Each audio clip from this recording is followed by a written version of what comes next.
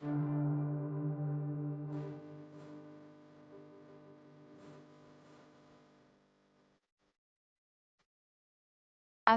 আলাইকুম। কেমন আছেন আমার আপুরা, ভাইয়ারা, আন্টিরা এবং সোনামণিরা? আশা করছি সবাই ভালো আছেন, সুস্থ আছেন। সবাইকে শুভ সকাল জানিয়ে আমি আমার আজকের লাইফস্টাইল ব্লগ শুরু করছি। মনিরাস ওয়ার্ল্ডের নিউ একটা লাইফস্টাইল ব্লগ দেখার জন্য আপনাদের সবাইকে ওয়েলকাম করছি। আমি মনিরা। আশা করছি আপনাদের কাছে আমার আজকের এই ব্লগ ভিডিওটিও ভালো লাগবে। দরজার বাইরে থেকেই কিন্তু আজকের ভিডিওটা স্টার্ট করলাম। এখানে কিছু গাছ আছে আমার, সেগুলোতে পানি দিয়ে নিলাম। আর বাইরে যে আমার একটা সেলফ কিনেছি নতুন, এই সেলফটা অনেকেই দেখতে চেয়েছেন, আবারও একটু ডিটেলসে জানতে চেয়েছেন। তো আমি এই সেলফটা একটু ক্লিন করে নিচ্ছি। আর আজকে ছুটির দিন, আজকে হচ্ছে শনিবার। বাচ্চাদের যেহেতু স্কুল ভার্সিটি কিছুই নেই, আস্তে ধীরে আমি সব কাজগুলো করে নিচ্ছি। অত তাড়া নেই কোনো কাজের, বাচ্চারা এখনো ঘুমাচ্ছে। আমার দরজার বাইরের এই সেলফটা কিন্তু আমি খুব সুন্দর করে কিছু শোপিস দিয়ে সাজিয়েছি। কিছু গাছও আছে এখানে। শুধু সাজিয়ে রাখলেই কিন্তু হয় না, এগুলো কিন্তু পরিষ্কার পরিচ্ছন্ন রাখতে হয়। তাই আমি শুক্র শনিবার যেহেতু ছুটির দিন, এই দুইটা দিনে বাসার অনেক পরিষ্কার পরিচ্ছন্নতার কাজ করে থাকি। তো আজকে এই সকালবেলা ঘুম থেকে উঠার পর গাছে পানি দিয়ে আমি এই সেলফটাকে একটু ক্লিন করে নিচ্ছি।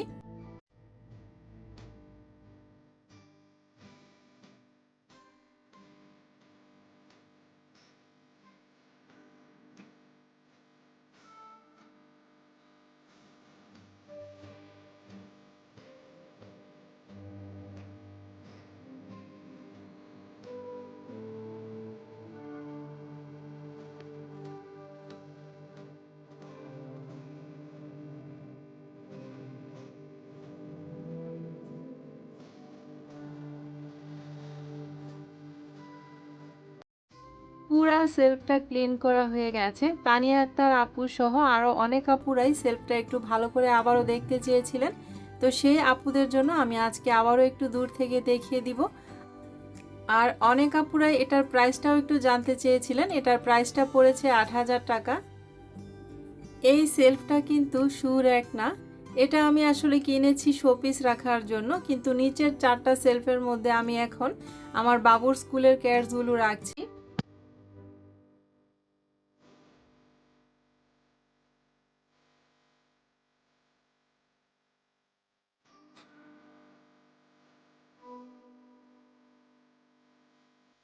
আমার অনেক প্রিয় আপুরাই কিন্তু আমার কাছে জানতে চান স্নেক প্লান্টের যত্ন আমি কিভাবে নেই। আমি বলবো ওইরকমভাবে স্নেক প্লান্টের কোনো যত্ন কিন্তু নিতে হয় না আপুরা। সপ্তাহে একবার পানি দেই, রোদের ওইরকম প্রয়োজন হয় না। তাই আলো ছাড়া ছায়াতেই গাছগুলো ভালো থাকে। ঘরের যে কোনো আনাচে কোনাচে কিন্তু এই প্লান্টটা খুব সুন্দর হয়। আর এখানে হচ্ছে 2টা অ্যাগ্রোলিমা দিয়ে দিয়েছি। অ্যাগ্রোলিমা গাছগুলো রোদে বা একটু আলোতে থাকলে গাছগুলোর পাতা একটু কেমন কুঁচকে যায়, ছায়ার মধ্যেই গাছগুলো ভালো হয়। তাই বাইরেই রেখেছি এই গাছগুলো আমি। তো বাহিরের লুকটা তো আপনাদের সাথে শেয়ার করে ফেললাম, ক্লিনও করে ফেলেছি। এবার বাসার ভিতরে চলে যাই। কিছুটা সময় রেস্ট নিয়েছি, আমি একটু রেস্ট নিয়েই কাজ করি, কারণ তা না হলে আমার একটু কষ্ট হয়ে যায়। এখন বাচ্চাদের জন্য ব্রেকফাস্ট রেডি করছি, যেহেতু ছুটির দিন। আর আমিও অলসতা করে রুটি বানাইনি, ফ্রিজে ফ্রোজেন পরোটাও নেই। আর আমার বাচ্চারা কিন্তু মুড়ি এভাবে পানি দিয়ে ধুয়ে একটু ভিজিয়ে রেখে পাউডার মিল্ক আর চিনি দিয়ে খেতে ভালোই বাসে। সেজন্য ওদেরকে এভাবেই দিয়ে দিলাম আজকের ব্রেকফাস্টটা, শর্টকাট ব্রেকফাস্ট আর কি। ওদেরকে ব্রেকফাস্ট দিয়ে দিলাম, আমি আমার নিজের জন্য একটু নিয়ে নিলাম এখানে।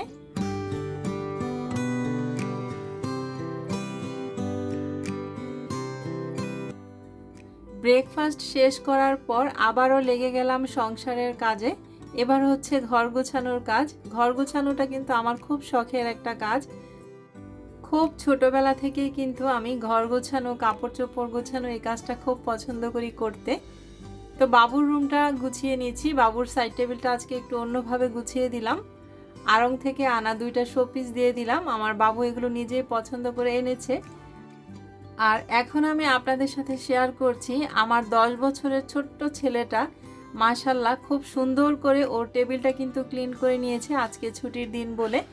আমার কিন্তু ওকে বলতে হয় না যে তোমার টেবিল তুমি গুছিয়ে নাও।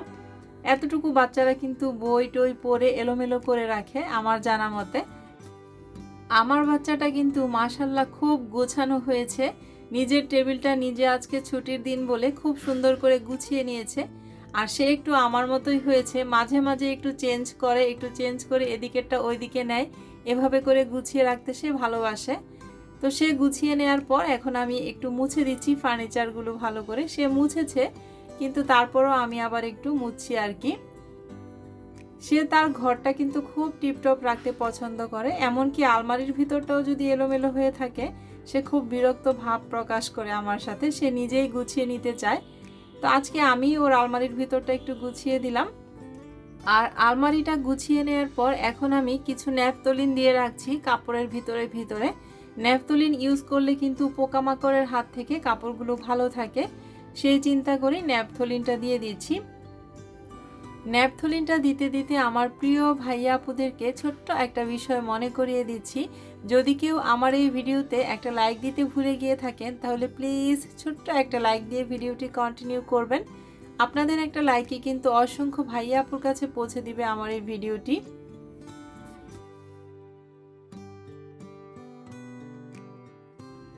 বাবুর বারান্দায় কিন্তু কবুতরগুলো রাখা হয়েছে, আর আমি অফ ক্যামেরায় আজকে কবুতরের যে পেপারগুলো দেই সেই পেপারগুলো গ্লাভস আর মাস্ক পরে খুব ভালোভাবে আমি ক্লিন করে নিয়েছি খাঁচাগুলো। মোহাম্মদ আব্দুল্লাহ আইডি থেকে এবং এমডি রাফি আইডি থেকে আপনারা দুজনই একটু জানতে চেয়েছেন কবুতরের খাঁচাগুলোর দাম কত। খাঁচাগুলো এখানে 4টা খাঁচা আছে, একটা খাঁচা 1200 টাকা করে নিয়েছে। আরও জানতে চেয়েছেন কবুতরগুলো কোন জাতের বা কীরকম দাম। এখানে একটা হচ্ছে গোল্লা, একটা হুমা, দুইটা হুমা আর একটা হচ্ছে কোকা। এগুলো কোনোটা 2000, 2500, 3000 এরকম প্রাইস করে আর কি এক এক জোড়া। এখন চলে এসেছি আমি কিচেনে হাঁড়ি পাতিল ধোয়ার জন্য। আমার খালা আজকে আসেনি, খালা গতকালকে যাওয়ার সময়ই বলে গিয়েছিল যে আজকে সে ছুটি চায়, আসবে না।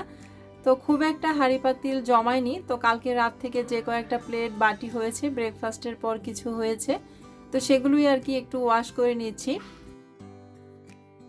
প্লেট বাটিগুলো ওয়াশ করতে করতে আমি দুইজন আপুর কমেন্ট পড়ে নিব একটু। তানিয়া হাসনাত আইডি এবং আমার শখ আইডি থেকে দুইজন আপুই কমেন্ট করেছিলেন আপুদের বাবা মারা গিয়েছেন, প্রায় 1 মাসের মতো হয়েছে, যেন আমি আমার ভিডিওতে সবার কাছে আপুদের বাবার জন্য দোয়া চাই। তো সবাই ওনাদের জন্য দোয়া করবেন যেন আল্লাহ ওনাদেরকে বেহেশত নসিব করে। আপনাদের সাথে কথা বলতে বলতে এদিক থেকে প্লেট বাটিগুলো আমার ধোয়া হয়ে গেছে, সিঙ্কটাও আমি একটু ভালো করে ক্লিন করে নিয়েছি। আর এক চুলায় আমি অলরেডি ভাত বসিয়ে দিয়েছি আর পাবদা মাছ ভাজি করে আজকে দুপুরের খাওয়াটা খেয়ে নিব। অফ ক্যামেরায় অন ক্যামেরায় অনেক কাজ কিন্তু করছি আজকে, সেজন্য ভাবলাম খালাও আসেনি, তাই আজকে দুপুরে শুধু ভাত রান্না করে নেই আর পাবদা মাছ ভাজি করে নেই। বাচ্চাদেরকেও জিজ্ঞেস করলাম, ওরা বলল মা ঠিক আছে। তো বাড়ির কর্তা যদি বাড়িতে না থাকে তাহলে কিন্তু এরকম 2-1 বেলা রান্না না করলেও কোনো প্রবলেম হয় না, টুকিটাকি কিছু খাবার দিয়েও কিন্তু সেরে ফেলা যায়, বাচ্চাদেরকে ম্যানেজ করা যায়। তো যাই হোক, কথা বলতে বলতে এদিক থেকে আমি ওয়াশ বেসিনটা ক্লিন করে নিলাম। আর শাহিনুর আক্তার আইডি থেকে আপনি একটু দেখতে চেয়েছিলেন এটা ডানে বামে কত ইঞ্চি, আসলে ডানে বামে বলতে বুঝিনি আমি, আমি আপনাকে দেখিয়ে দিচ্ছি। এভাবে হচ্ছে 22, মানে লম্বালম্বিতে, আর চওড়াই হচ্ছে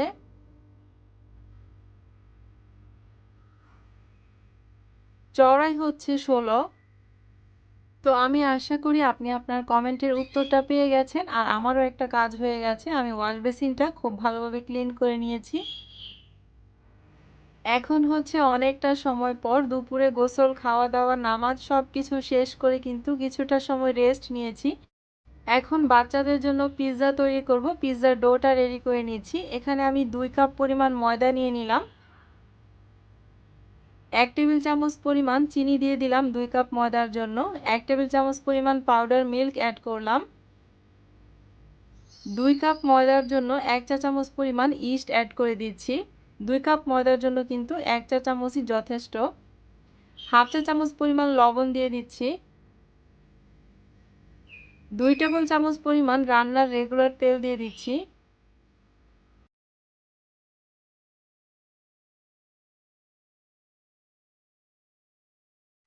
তেল দেয়া হয়ে গেলে আমি হাতের সাহায্যে সবগুলো উপকরণ একটু ভালো করে মিক্সড করে নিয়েছি।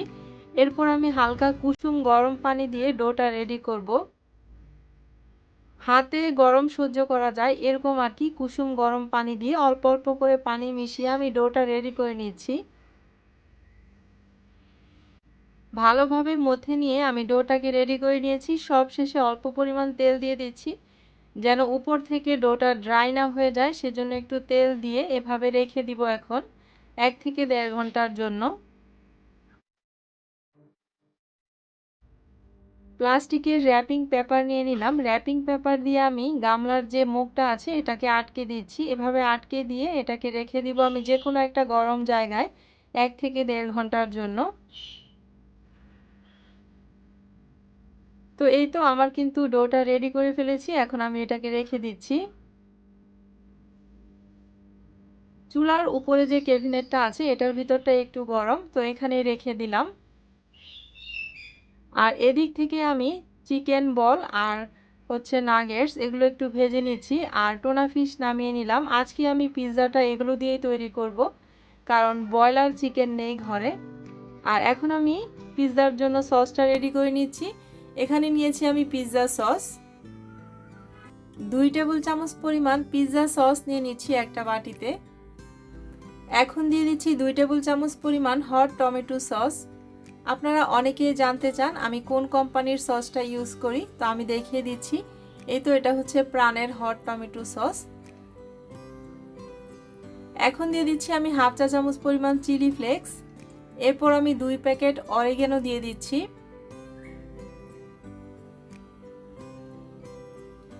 সবগুলো উপকরণ একটা চামচের সাহায্যে খুব ভালো করে মিক্সড করে নিচ্ছি।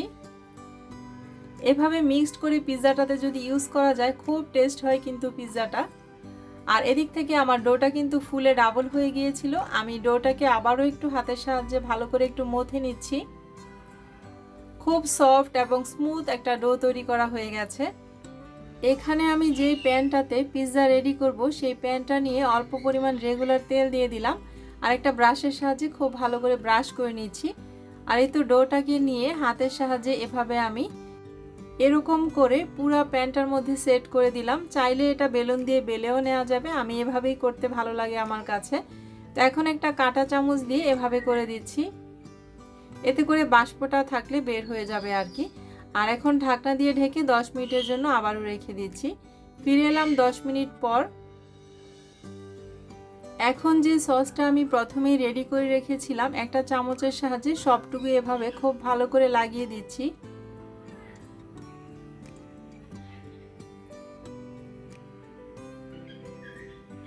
আর আজকের পিৎজাটা আমি 1 লেয়ারে রেডি করব, মানে ঘরে থাকা যত উপকরণ আছে সেগুলো দিয়ে রেডি করছি।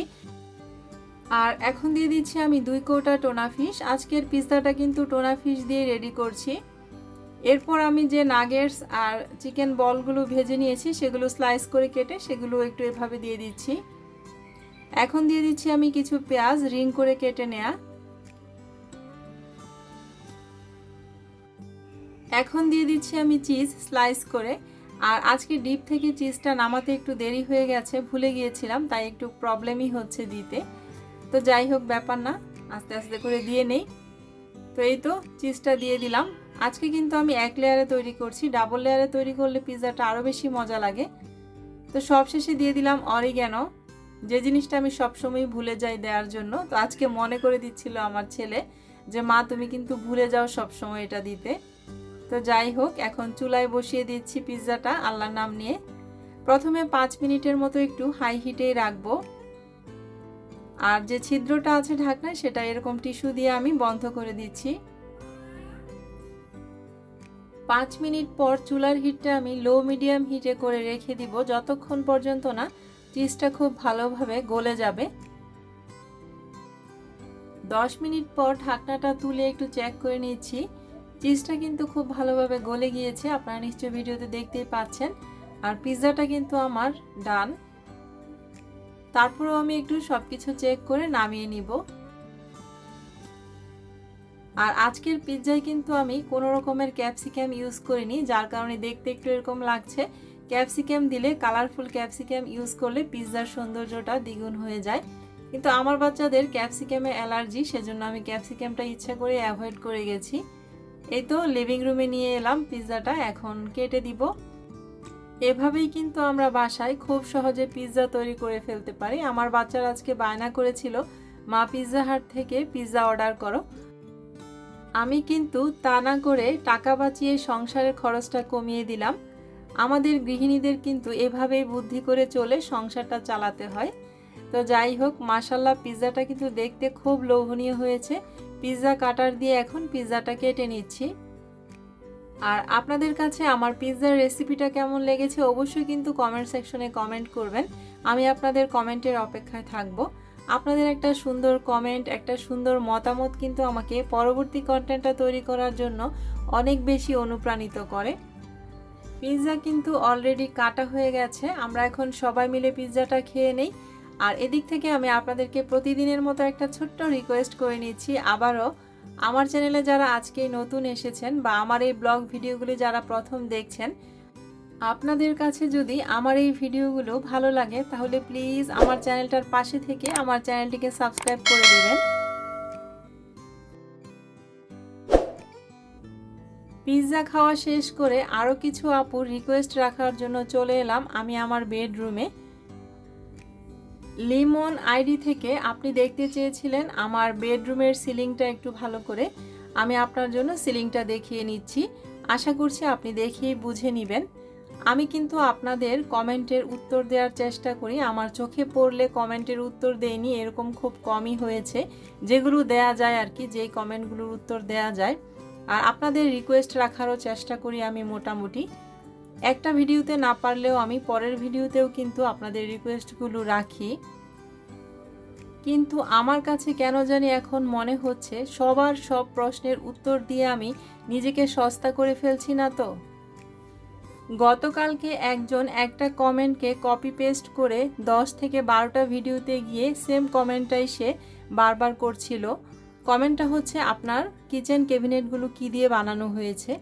আসলে একবার করলেই কিন্তু আমি দেখি আপনাদের কমেন্টের আমি যে পরিমাণ রেসপেক্ট করি, একটু ঘুরে দেখে আসবেন কয়জন এরকমভাবে কমেন্টের রিপ্লাই করে। আমি কিন্তু আমার সংসারের কাজ, বাচ্চা কাচ্চা সব কিছু সামলে আমি একটা ভিডিও রেডি করি এবং মোটামুটি সবার সব প্রশ্নের উত্তর দেওয়ার চেষ্টা করি। তারপরে যদি আপনারা এরকম করেন, একটা কমেন্ট 10-12টা ভিডিওতে গিয়ে করেন, আমি তো একটা মানুষ, আমার চোখে একবার পড়লেই কিন্তু আমি সেই কমেন্টটার রিপ্লাই করব। তাহলে কেন এরকম করেন? এটা কোন ভদ্রতার মধ্যে পড়ে? যাই হোক, এখন আমি আরও একজন আপুর রিকোয়েস্ট রেখে নিচ্ছি। আশফিয়া মুস্তারি আপু, আপনি বলেছেন আমার এই ফার্নিচারটা যেন একটু মেপে দেখিয়ে দেই আপনাকে। তো এটা এভাবে হচ্ছে, এই যে 46,